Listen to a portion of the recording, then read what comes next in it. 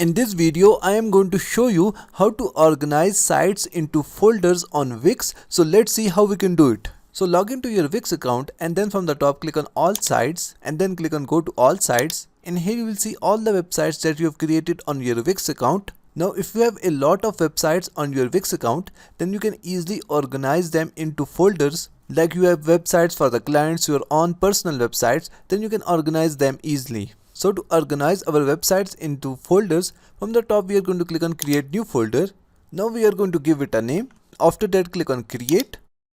And as you can see that our folder is now created. Now from the top we are going to click on list view because it is very easy to move websites to the folders using the list view. Now we are going to select the website that we want to move to the folder. And from the top we are going to select move to folder. We are going to select the folder and then click on move here. And as you can see that our two websites are moved to clients websites folder. So now if I open the folder, here we will see the two websites that we have just moved. So that's it for today. Thanks for watching. Please like and subscribe.